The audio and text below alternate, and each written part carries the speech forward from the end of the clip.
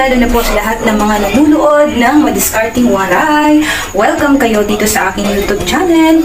Ngayon ay magluluto ako ng kakaibang palitaw. Ito yung aking tinatawag na ubi palitaw with yema fillings. Ito ay may yema po sa ibabaw. Ang una nating gagawin ay ang ating yema. Itong ating yema, meron tayo ditong cowbell. Itong ating cowbell, condensed milk. Sa inyo yun kung anong gusto nyo. Gusto ko ay cowbell dahil hindi siya ganun katamis. So, sobrang dami ko nang na-try na condense. Ito yung nagustuhan ko kasi ang gusto ko sa aking yema ay hindi ganun katamis. Ayan po. Tapos po natin ito. Ang susunod nating ilalagay ay ang ating 1/2 cup ng ating all-purpose flour. Yan po ang pagsasamahin natin sa ating condense. Haluin po natin itong ating condensed milk at ang ating all-purpose flour para walang pamumuo. Haluin natin ng mabuti. Pagka wala na kayong nakikitang pamumuo ng inyong all-purpose flour, ilalagay naman natin ang pork yolk. Medium size po yan. Haluin lang po natin. Mix natin. Maglalagay tayo dito ng konti lang na lemon flavor. Patak lang po siya. Ayan, konting-konti lang. Para hindi ganun ka matapang po ng kanyang flavor. Isasalain po natin ito para walang pamumuo. Isalain natin. Isa lang po natin hanggang sa lupapot ito. Dapat ay palagi natin hahaluin para hindi mamuo sa ilalim, para hindi po siya mamuo. Tuloy-tuloy lang po natin ang ating paghahalo sa paggagawa nitong ating yema. Kailangan ay hindi natin to iwan dahil nga po madaling po itong masunog sa ilalim. Kaya dapat ay tiyaga-tiyaga po tayong maghalo nito. Huwag na wag po natin itong iiwan habang nagluluto tayo ng yema. Alam ko kapag matagal na ang pagluluto natin, tayo ay naiinip na, kaya naman palalakasin po natin ang ating apoy. Huwag nyo pong gagawin yan kapag nagluluto kayo ng yema dahil mabilis po itong masunog. Dapat dahan-dahan lang at alalay lang ang ating apoy. Napapansin nyo na medyo tumitigas na po siya at ang ibig sabihin lang po niyan at malapit na pong maluto. At dahil nga po sa labas po natin to ilalagay sa ating palitaw, kaya naman dapat medyo matigas po itong ating yema. Glutinous rice. Ito ay 6 cups. All-purpose flour. Ito ay 2 cups. Hinahaluan ko talaga ng all-purpose flour ang aking glutinous para hindi siya ganun kalambot. Yun yung sekreto ko dito sa aking palitaw. Pagka ang gamitin nyo lang ay glutinous rice, yun ay sobrang lambot niya. Hindi siya yung parang may kakaibang kunat. So, ayan, nilagay na natin dito ang ating glutinous at ang ating all-purpose flour. Pinagsama na natin. Kapag maglalagay po tayo ng tubig dito sa ating palitaw, ay kailangan po ay dahan-dahan lang, alalay lang po ang paglagay natin dito para hindi po mabigla at lumata itong ating palitaw. I-suggest ko sa inyo kapag maglagay po kayo ng flavoring, ihalo nyo na po ito sa tubig para hindi po kayo mahirapan at isahan na lang po. At dahil nga po dito sa aking video ay hindi ko po siya isinama sa aking tubig na inilagay, kaya naman din nagdoble-doble pa po. Kaya i-suggest ko sa inyo kapag maglagay kayo ng food coloring, ihalo nyo na po sa tubig and then yun na po para isahan na lang po itong ating paghahalo nitong ating flavor. So ito na nga po. Gagawin naman po natin dito ay ipaplat po natin itong ating palitaw. Dahil mamaya, yan ay iipit natin dyan ang ating palaman. Dito sa aking video ay hindi na po ako gumamit pa ng panukat dahil matagal na po akong gumagawa at sanay na po ako, kaya naman hindi ko na kailangan ng panukat. Tansyado ko na po talaga ang bawat gawa ko nitong ating palitaw. Pero kapag kayo ang gumawa at baguhan po kayo, kumuha kayo ng 1 tablespoon na panukat para pantay-pantay po itong gagawin yung palitaw para hindi mas malaki yung isa, mas maliit yung isa. Dapat ay pantay lang po. Kaya gumamit po kayo ng measuring cup. Ang gagamitin yung measuring cup dito ay 1 tablespoon para pantay-pantay po siya. Dito sa aking recipe na ito ay nakagawa po ako ng 70 to 80 piraso. Ito ay maibibenta ko ng 10 piso ang isa. Dahil mahal po talaga ngayon ang mga ingredients na kaya kailangan po ibenta natin ito ng 10 piso. Nasa sa inyo kung paano nyo didiscard diskartehan kung paano nyo ibibenta. Ilagay nyo po sa mga tab, ganyan. Sa tab, maglagay kayo ng 10 piraso, ibenta nyo ng 100 pesos. Ayan. Gawin nyo na lang, lagyan nyo po ng ribbon para mas maganda at attractive po ang inyong lagayan. At dahil nga gusto nyo pa mas makatipid pang yung mga customer, pwede nyo po sa tab, lagay nyo po ng 6 pieces, gawin nyo po ay 60 pesos. Eto na, isasalang na po natin ito dahil kumukulo na po ang ating tubig. Sa mga baguhan lang, kapag nagsasalang po kayo, kailangan po kumukulo po ang tubig bago nyo po isasalang lahat ng mga niluluto nyo. Lalong-lalo na po sa mga puto, ayan, sa lahat talaga po ng mga lulutuin nyo. Dahil magtataka kayo, bakit flat ang gawa kong puto? Bakit ganito? Bakit palpak?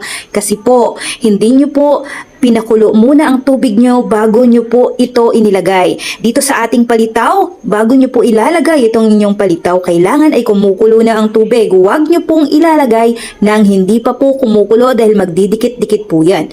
So kapag kulong-kulo na ang inyong tubig, ito ay maluluto lang ng 10 to 15 minutes. After 10 to 15 minutes, ayan, maluluto na yan po yan. Ang kakanin na napakabilis lang lutuin. Kahit wala kang mga gamit, steamer, oven, makakagawa ka at magkakaroon ka ng negosyo. So, eto na nga po, naluto na. Kaya naman, gagawin na natin. Lulutuin na din po natin itong ating linga. Sasangagin po natin yan. So, eto na, ibubusan natin yan hanggang sa maging golden brown na po ito. Wag niyo po itong susunugin at pasobrahan ng pagluluto at kailangan lang ay alalay din po itong ating apoy para hindi po mabilis masunog o mabilis maluto, mabigla. Once na okay na, eto na, isusunod naman na po natin ang nyog. Bakit ko nga ba niluluto ang nyog? Kasi nga po, gusto kong tumagal ng 2 araw itong ating nyog, itong ating palitaw. Dahil nga po, kapag hindi lutuin ang ating nyog, 2 oras lang ay panis na po ito. Pagdating nyo sa customer o pagka hatid nyo sa customer, ito ay panis na. Kaya naman, suggest ko sa inyo kung gusto nyo pong humaba ang buhay ng palitaw nyo, lutuin nyo po ito. Lalong-lalo na po para hindi po kayo mapalpak o hindi kayo mapahiya sa inyong mga customer. Kailangan ay lutuin nyo po ang inyong nyog. Alam nyo ba kapag niluluto ang ating nyog, lalong sumasarap itong ating palitaw. Sobrang bango po niyan kapag niluluto.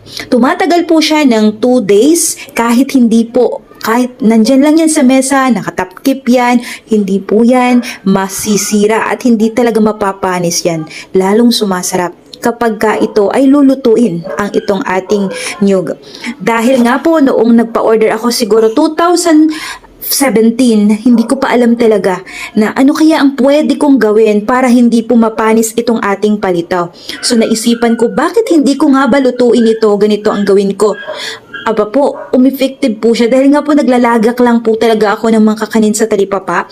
Hindi po siya tumatagal ng 2 oras na papanis na. Kaya naman, inisip ko, bakit hindi ko po lutuin itong ating nyog? Nung niluto ko na po siya, sa awa ng Diyos, tumatagal po siya ng kinabukasan at hindi po ako nalulugi. Kaya naman suggest ko sa inyo, masarap kapag niluluto nyo ang inyong nyog.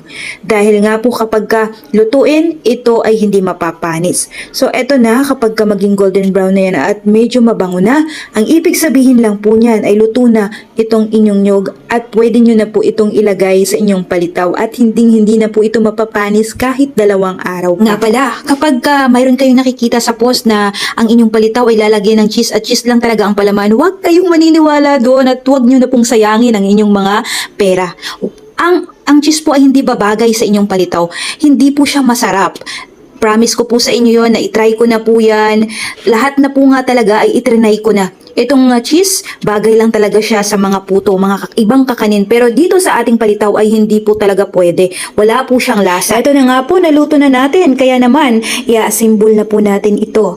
Lalagay na po natin ang ating yema sa ating palitaw. So, ito na nga po ang ginawa ko. Hindi na po ako nagsapin dyan sa lagayan ko dito sa aking bilao. Itong aking bilao ay size 14 po yan. Nagkakasya po dyan ay 70 piraso. Ito, ang benta ko dito ay umaabot ng 750. Walang umaangal kasi masarap talaga itong palitaw at mga suki ko na sila, mga customer ko na sila. Kaya alam na nila kung bakit nga ba mahal itong ating palitaw. Sa mga magtatanong o sa mga magsasabi na overpriced po ang 10 piso ang isa, kwentahin nyo po kung bakit nga ba 10 piso. Napakamahal na ng mga ingredients ngayon. At dahil nga po hindi lang ingredients sa binabayaran, syempre ang pagod natin, di po ba? So ito lang nga ang gagawin nyo dyan. Kaya kahit kanina, plat lang ang ginawa natin dahil nga dyan na po natin ilalagay itong ating palaman, itong ating yema. Kung mayroon naman kayong extra na mga ibang mga palaman tulad ng mga leche flan, pwede nyo po yan dagdagan para lalong masarap. Pero suggest ko sa inyo, wag lang po ang cheese. Kapag cheese lang ang palaman nyo, hindi po talaga siya masarap. At talagang, yun ang masasabi ko dahil madami na po akong na-experience ng mga nilulutong palitaw, iba't ibang palaman. Sinubukan ko na po yan. So, eto na nga, napakadami ko ng daldali. Arrange nyo na lang po yan, kayo nang bahala. At baka nga, mas maganda pa kayo mag-plating kaysa sa akin. Binigyan ko lang kayo ng sample kung paano ko ina-arrange itong ating yema ubi palitaw. So, eto na mga kawaray, kung gusto nyo pong hiramin itong aking mga, ayan, itong ating mga picture. Dalawin nyo po ang aking page, Cake by Ate Jazz. At matutulungan po kayo ng mga picture ko na yan. So, ang gagawin natin pagkatapos na nating i-arrange yan at nilagyan na po natin ng dahon ng saging kasi mas maganda talaga kapag may dahon ng saging, attractive siya, di ba? Pang sosyal. Lalo na po yung mga customer nyo medyo may kaya sa buhay. Kapag makita yan sa mga post nyo, nako, mag-order po yan sila. At sa mga nanghihina at pinanghihinaan na ng loob dahil walang nag-order sa inyo, suggest ko sa inyo, araw-araw po kayong mag-post. At alam ko kapag makulitan na yung mga friends sa FB nyo, baka po subukan po nilang mag-order. At ang gawin nyo, kapag syempre tayong mga nanay, di po ba, hindi tayo lahat makaka-afford na makabili ng cellphone na maganda ang camera. Kaya naman, huwag kayong magpo-post ng malabo dahil hindi po talaga yan sila mag-order sa inyo. Ang suggest ko sa inyo, hanapin nyo po ang aking page Cake by Ate Jazz at ang aking FB. Pwede nyo pong hiramin lahat ng aking mga picture doon, mga paninda doon. Kasi ginagawan ko po, naglalagay po ako ng lightening para mas maganda at attractive itong ating mga paninda. Pwede nyo pong hiramin yun. Iyon ay tulong ko na po sa inyo yun. At alam ko na matutulungan din po kayo. Maglalagay po tayo dyan ng konting asukal, white sugar o wash sugar, pwede po. And then ilalagay na po natin dyan ang ating linga. Dapat mas maraming linga para lalong masarap itong ating ubi palitaw with yema filling. Di po ba? So ayan, sana nag-enjoy kayo sa panonood. At sana nagustuhan nyo po ito at may natutunan kayo ngayon sa aking video. At kung nagustuhan nyo po, please subscribe pa YouTube channel, ang Madiskarting Waray. So ito, may ipapanood ako sa inyo. Busy ang lola nyo sa pagluluto ng iba't ibang kakanin na pwedeng pagkakitaan. Ito, isi-share ko sa inyo. Ipanunood ko sa inyo. I-order po sa akin na ubi palitaw at sapin with bukayo. Ito ay ginagawa ko. Kumuha po ako ng kasama dito dahil sobrang dami kong ginawa. Nagluto pa ako ng palitaw with ubi palitaw. Ayan. Kung gusto niyo pong panoorin ko paano naman po ako magluto ng ubi palitaw, nandito po yan sa aking YouTube channel. Dito ay hanapin niyo lang po how to make ubi palitaw ni Madiskarting Waray. So, eto na nga. Ito na nga sinasabi ko sa inyo, sapin with bukayo. Super sarap po nito, mga kawaray. Kung gusto nyo din po itong malaman, kung gusto nyo din po itong matutunan, nandito po yan sa aking YouTube channel. Kaya naman, ano pang hinihintay nyo, panoorin nyo na po ito at magkakaroon kayo po ng pagkakitaan kahit nasa bahay lang kayo. Di po ba ang ganda? Ayan, yan ang sinasabi ko sa inyo na kung gusto nyo pong hiramin ang aking mga picture, naka-upload po yan sa aking FB account, Hasmin Cabikes. Hiramin nyo lang po yan. Napakaganda tingnan, lalong-lalo kung palagi nyo pong ipinupost sa inyong mga FB. Tiyak na mapapa-order talaga ang inyong mga kaibigan. So, ayan mga kawaray, shoutout muna natin lahat ng mga nakagawa na nito sa aming group Cake Madiskarting Waray. Ayan, nagpo-post sila sa mga gawa nilang kakanin tulad ng yema. Itong, gumawa na din po kasi sila ng yema ubi palitaw. So, ayan, shoutout po natin sila. So, eto na nga po sila. At dahil nga po, marami po sila, kaya naman na ito lang po ang una kong ipopost. Ito lang po muna ang napili kong ipopost dito sa aking YouTube channel. Dahil sila po ay marami ang nagpopost sa ating group, Madiskarting Waray Group. Ayan, si Lainey Ann Balanza Rodriga, shoutout po sa inyo. Si Glenn Lachika Ayan, Ma'am Glenn, thank you po. At palagi po kayo nagpo-post sa ating group, Madiscarding Waray Group. At saka si Ma'am Evelyn Pangan Guevara. Shoutout sa inyo, si Sheila Dipas Gungaran. Ito ay taga Tacloban City. Ayan, shoutout po sa inyo. Shoutout po sa inyo, ma'am. At syempre, ito po si Susan Oxida, na member din po ng Madiscarding Waray. Shoutout po sa inyo. Sheila Tupas Luha is shoutout din po sa inyo, ma'am. At palagi po kayo nagpo-post sa ating group, Madiscarding Waray. At Jeneline Limbaga, shoutout po sa inyo. At syempre, itong aking friend, si Irene F. Pacto Gardonia, na palagi po talaga siya nag-share sa ating mga recipe. Thank you po sa inyo, at sana ipagpatuloy nyo pa po yung ginagawa nyo at makatulong tayo sa ating po sa inyo sa patuloy nyo pong panunood sa akin. At thank you din po. Ito ay talagang taos puso ko nagpapasalamat kay Irene, dahil nga palagi po siyang nag-share o palagi niya pong i-share ang aking mga recipe. Kaya naman madami po tayong mga nanay na natutulungan na makahanap ng idea kung ano ang pwede nilang pagkakitaan. Thank you sa inyong lahat, at sana ay nandyan pa po kayo hanggang sa dulo po ito. Thank you, at sana ay marami pa po tayong matulungan tulad nating mga nanay na gustong kumita kahit nasa bahay lang.